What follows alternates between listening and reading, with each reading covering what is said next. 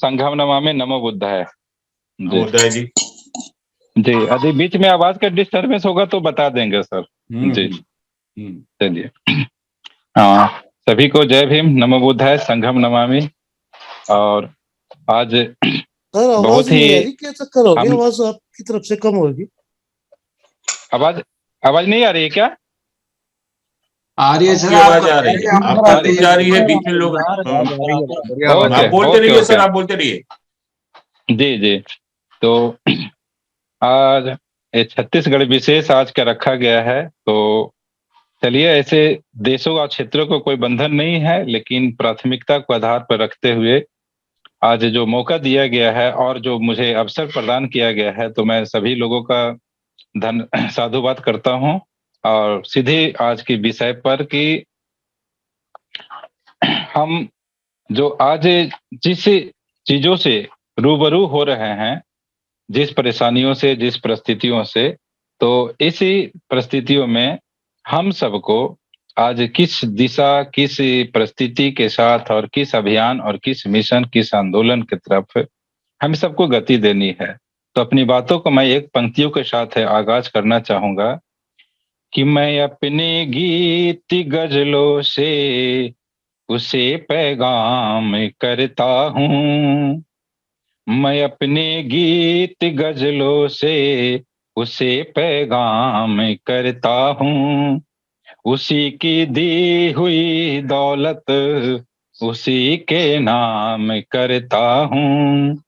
हवा का काम है चलना, दिए का काम है जलना। हवा का काम है चलना, दिए का काम है जलना। वो अपना काम करती है, मैं अपना काम करता हूँ। वो अपना काम करती है, वो अपना काम करता हूँ। यह पंक्तियां ही इस ओर तरफ है कि जिस शख्सियत, जिन महापुरुषों के कुर्बानियों से, जिन महापुरुषों के अथक प्रयासों से हम सभी का जो वजूद है और हम सभी का जो अस्तित्व है, मान, स्वाभिमान और सम्मान, पूर्णता भले ही नहीं सही, आंशिक ही सही, तो उन सभी मैं संतों, गुरुओं, महापुरुषों को नमन करते हुए अपनी बातों को आज की परिस्थितियों के साथ, प्रासंगिकता के साथ मैं संक्षेप में ही सही बयां करना चाहूंगा। साथियों, आज हम जिस दौर से आज हम सब जो गुजर रहे हैं और जिस परंपरा के हम सभी अनुयायी हैं, जब हम बातें करते हैं, मूल्यवासियत की बात करते हैं, जब बहुजनवाद की बात करते हैं, तब यह बहुजनवाद क्या है, यह हमारा मूल्यवासियत क्या है, इन पे हम सभी हमेशा सोशल मीडिया में, पुस्तकों से, यूट्यूब पे चर्चा सुनते रहते हैं।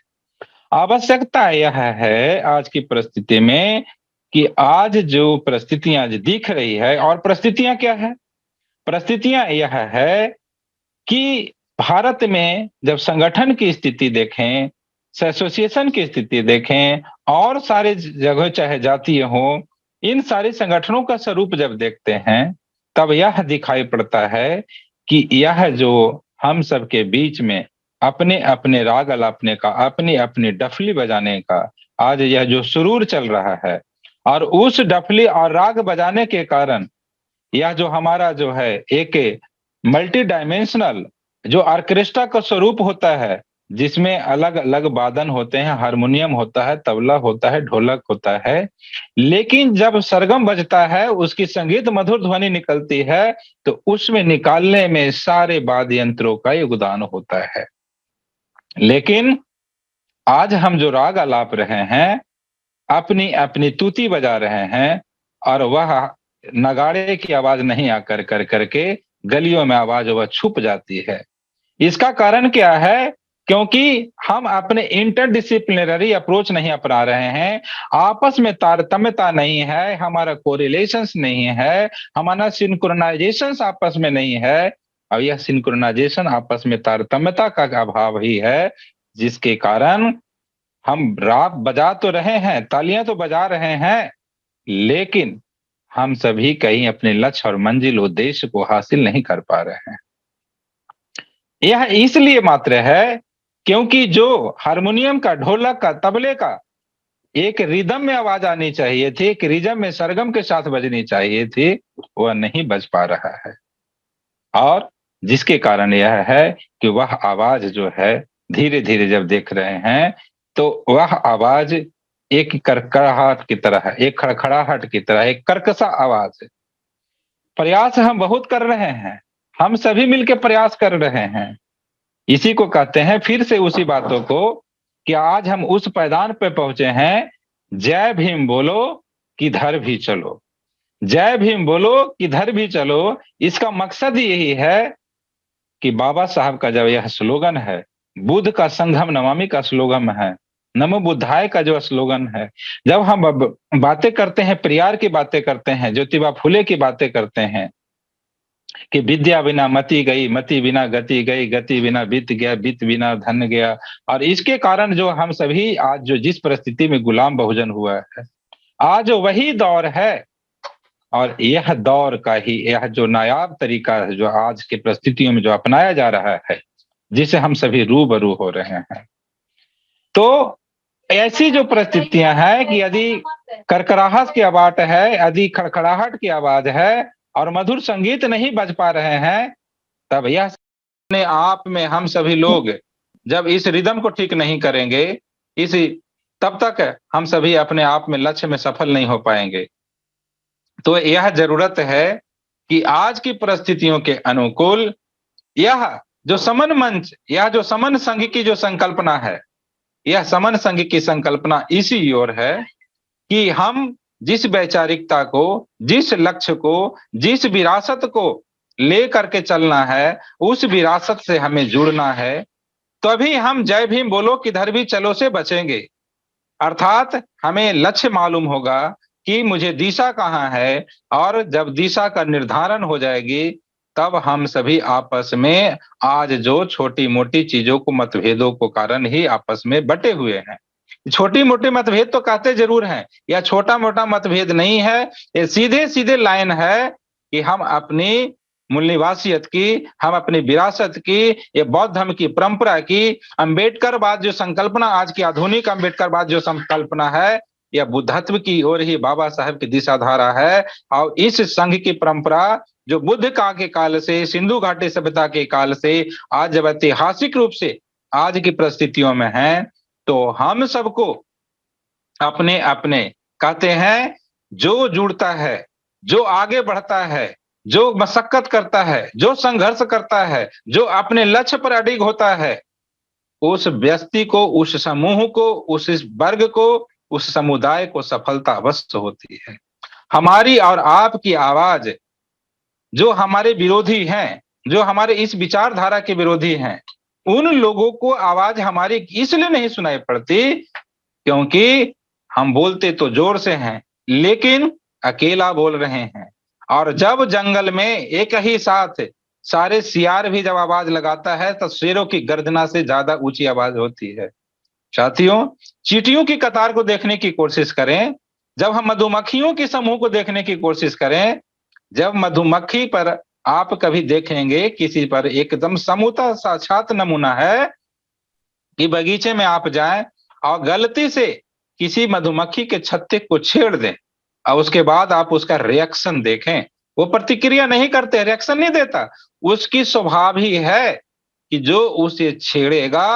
वह उसे छोड़ेगा नहीं। तो जब छेड़ने या छोड़ने की जो हम जो प्रकृति की जो व्यवस्था है, इस प्राकृतिक व्यवस्था को हम सभी इसको मैनेज नहीं कर पा रहे हैं, समझ नहीं पा रहे हैं, तो जिसका नतीजा यह होता है कि हम सभी कहीं ना कहीं कमजोर हो जाते हैं, हम सभी कहीं ना कहीं लाचार हो जाते हैं। और हमारे जो स्वभाव है, क्योंकि जिस मार्शल कम्युनिटी के हम सभी बहुजन समाज के लोग हैं, जिस योद्धा हैं, जिस योद्धा वर्ग से हैं, समुदाय से हैं, हम उसे अपनी योद्धत्व को, हम अपनी वीरता को, हम अपनी विराटशीलता को, हम अपने संघर्ष को, हम अपने आप में गिरेबान में झांक नहीं पा रहे हैं। और जिन विरोधी विचारधारा से, उन तत्वों से जो संघर्ष है हमारा है, वह हम उनसे संघर्ष न कर करके हम अपने ही बगल के लोगों, अपने अगल के हम अपने भाइयों के साथ ही हम संघर्ष कर रहे हैं। और यह इसलिए संघर्ष करना पड़ता है क्योंकि हम अपनी आइडेंटिटी को, हम अपनी चीजों को, जो हमारे जो लोग हैं, जो हमारे वैचारिकी के लोग हैं, जो हमारे डीएनए के लोग हैं, जो हमारी विरासत के लोग हैं, चाहे गोंड लोग हों, चाहे हम एक आज की परिस्थिति में जब देखते हैं छत्तीसगढ़ की परिस्थितियों में, तो गोंड के शब्द से मतलब यह समझते हैं कि जो यह जो छत्तीसगढ़ के लोग जो होते हैं, कुछ आदिवासी समुदाय का जो लोग हैं, उसे गोंड कहते हैं। साथियों, हम सबको समझना पड़ेगा, जब मूल्यवासी कहते हैं, सिंधु घाटी सभ्यता कहते हैं, समन कहते हैं, अर्थात मूल्यवासी परंपरा के जो मानव सभ्यता के जो कोयतुर लोग हैं, अर्थात आज के वर्तमान के जो एससी एसटी ओबीसी माइनॉरिटी के जो लोग हैं, या आपस में हम सभी इसी गोंडवाना धरा के मूल्यवासी हैं और हम सभी गोंड हैं। गोंड का मतलब ही होता है इस मानव सभ्यता के आदि मानव, प्रथम मानव, जहां पर हम हमारे इस गोंडवाना की धरा पर जिसकी उत्पत्ति विकास हुआ। तो यह इसलिए हम सबको करना पड़ रहा है, इसलिए हमें एक बातें रखनी पड़ रही है कि हम अपनी पहचान को समझें, क्योंकि आज के परिस्थितियों में जो सातिर लोगों के द्वारा, हमारे विचार दुश्मनों की विचारधारा के द्वारा आज जो हमें इस जो गण व्यवस्था को, उस टोटम की व्यवस्था को हम सभी आज के रूप में जातीय रूप में जो विखंडित किया गया है, और इस जाति को ही हम सभी अपना समाज समझते हैं, अपने अपने जातियों के नाम को ही समाज समझने लग गए हैं। तो जरूरत यह है कि हम सबको इस समन संघ के मंच पे, समन संघ पे हमें हम सभी को आकर करके, इसी से जुड़ करके, संघ से जुड़ कर करके अपनी इस विभेद को, इस डिफरेंसेस को, इस कॉन्फ्लिक्ट को, इस द्वंद्व को यह भूलना है। यह संभव है कि मानव रूप से, मनोवैज्ञानिक रूप से यह संभव है कि हम नहीं भूल पाएंगे, लेकिन हमें कोशिश करनी है, क्योंकि सांस्कृतिक दृष्टिकोण से हम सभी की विचारधारा एक ही है और उस विचारधारा का नाम ही है समन परंपरा, समन संघ।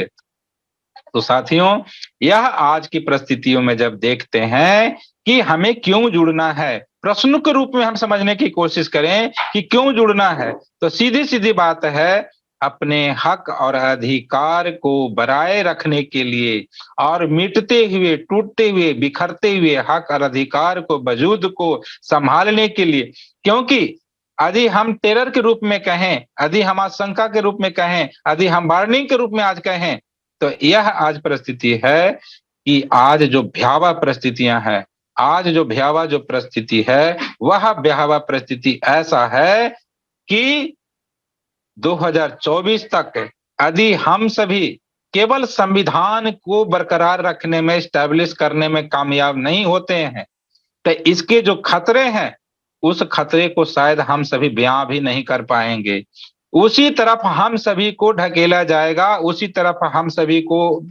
जाए,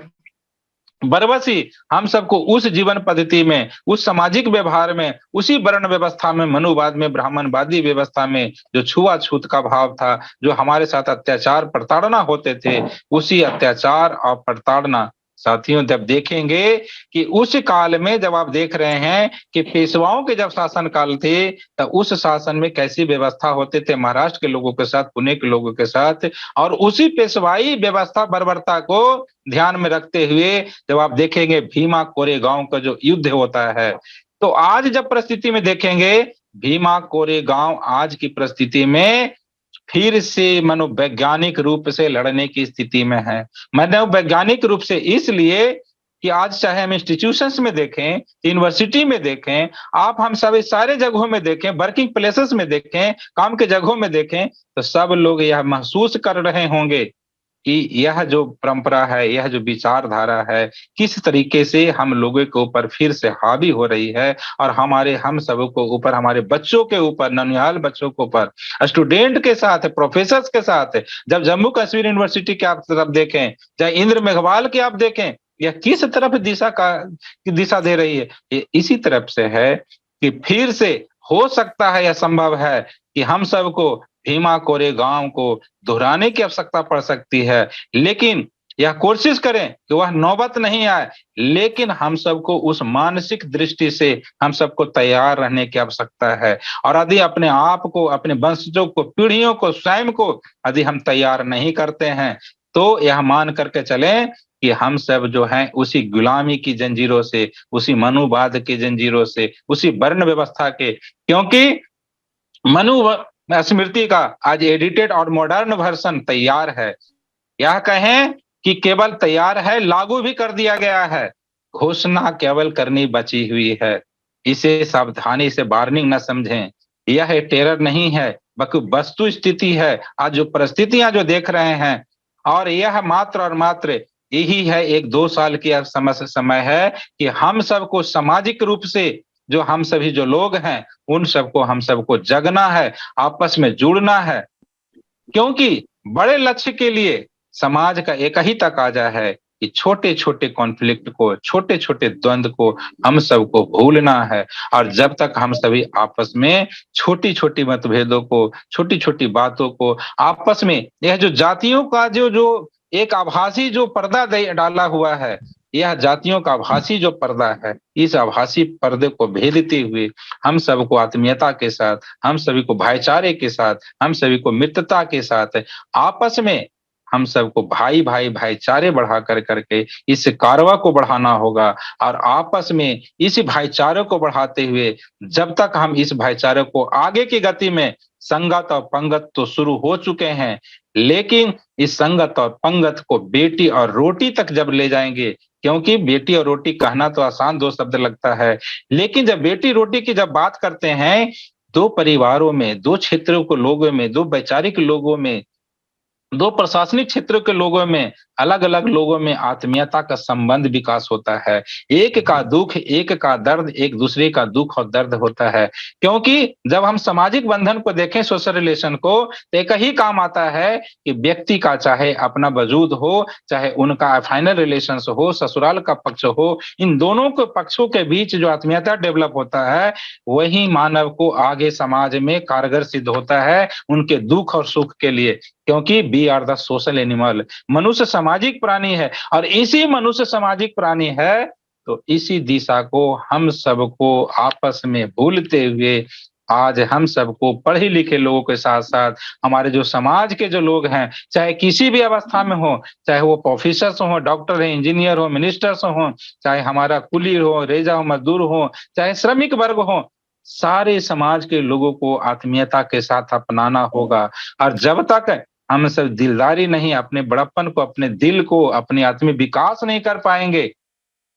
तब तक हम सबको बचना और हमारी वजूद का बचना यह असंभव होगा। साथियों, बहुत सारी चीजों को समेटते हुए हम सबको आपस में इस मंच से जुड़ना है, इस संघ से जुड़ना है, और जब हम अपने हक अधिकारों को जब समझते हुए, आज की परिस्थितियों के साथ तारतम्यता बैठाते हुए उसकी, क्योंकि आज जो नाजुक परिस्थिति में हम सब खड़े हैं, वह नाजुक परिस्थिति इतनी भयावह है कि जो लोग समझ रहे हैं, जो लोग जगे हुए हैं, जो लोग इसका आभास हो चुका है, वो लोग जुड़ रहे हैं, और जिन्हें सोए हुए हैं, तो उनकी जरूरत है कि यदि हम जगे हैं, क्योंकि एक जगा हुआ मुर्गा ही बांग दे करके अपने लोगों को, सोए हुए लोगों को जगाने का काम करता है। तो हम सभी समन संगी जो लोग हैं, भाई बहन हैं, हम सबका यह दायित्व है कि एक जगे हुए मुर्गे जब हैं, तो हम बांग दें अपने लोगों के बीच, अपने बहुजन समाज के लोगों के बीच, अपने 85% मूल्यवासी लोगों के बीच,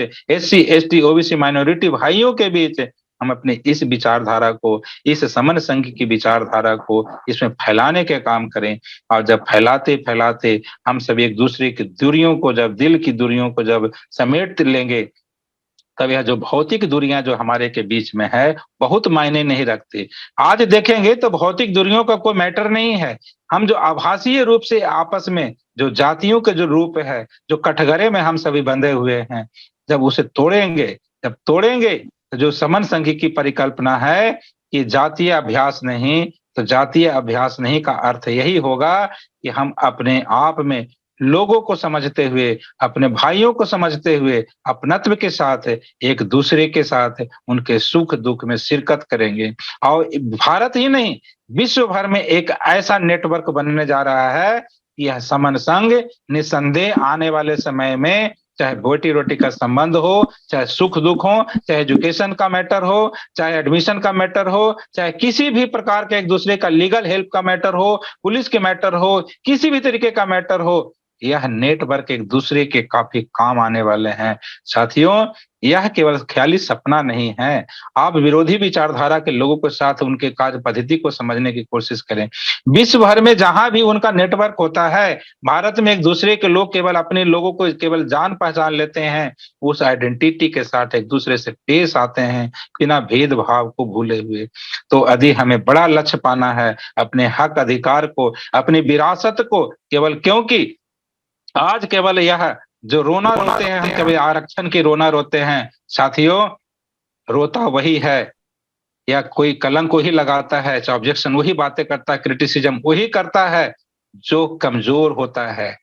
जो विशाल लोग होते हैं, जो योद्धा लोग होते हैं, जो बलशाली लोग होते हैं, वह रोना नहीं रोते, अपने हक अधिकारों को छीनना जानते हैं, काबिज होना जानते हैं। तो जरूरत है इशारों में ही सही, जब आप और हम सभी इस वैचारिकता से जुड़ेंगे तो जय भीम बोलो किधर भी चलो नहीं चलेगा, फिर जय भीम बोलो तो जय भीम के साथ जो विचारधारा जुड़ी हुई है, बाबा साहेब की जो उंगलियों की दिशा है, उस दिशा के तरफ हम सभी पहुंचेंगे। और उस जब दिशा के पहुंचेंगे तब समझ लेंगे, क्योंकि नॉन पॉलिटिकल रूप ही गैर समाज गैर राजनीतिक जड़ ही विशाल वट वृक्ष का रूप धारण करता है। और वह जितना मजबूत होगा नॉन पॉलिटिकल रूट, गैर राजनीतिक जड़ें, और हम सभी गैर राजनीतिक जड़ें हैं। अब गैर राजनीतिक जड़ें 90% इफेक्टिव होता है, कारगर होता है, और उसका फल 10% राजनीतिक फल जो पैदा होते हैं उसको मिलता है। तो इसके अलावा हमारे अब आपके बीच से ही हमारे ऐसे शख्सियत ईमानदार लोग निकलेंगे, विकसित होंगे, जो इस कारवा को लेकर करके सत्ता और शासन पर, राजनीति पर हिस्सेदारी के लिए आगे बढ़ेंगे। तो उसके लिए हमें और आप सबको इस जड़ों को सींचना होगा, उसमें कीटनाशक डाल करके, उसमें मेहनत करके उसके फर्टिलिटी को उपजाऊ बनाना होगा। और जब हम इस अवस्था में पहुंच जाएंगे तो निस्संदेह जो व्यवस्था मिलेगी, बाबा साहब के सपने साकार होंगे, बुद्ध के सपने साकार होंगे, और हम सभी जो विशाल रूप से इस लोकतंत्र के, इस गणराज्य के, जो शंभू द्वीप के, गोंडवाना धरा के, पंचखंड धरती के हम सभी जो मालिक हैं, उस मालिकियत पर हम सभी दावा करने की स्थिति में होंगे। इसके लिए जरूरत है हम सभी आपस में जुड़े। तो इन्हीं बातों के साथ जो जुड़ेगा जीतेगा, जब जब जुड़ेगा तब तब जीतेगा। तो इन्हीं बातों के साथ आप लोगों ने मुझे अवसर दिया, तो एक पंक्ति के साथ अपनी मैं वाणी को विराम दूंगा। न कोई दे पाए साथ, न कोई दे पाए साथ, तो अकेला कदम बढ़ा लो। न कोई दे पाए साथ, तो चलो अकेले कदम बढ़ाते। न कोई दे पाए साथ, तो चलो अकेले कदम बढ़ाते।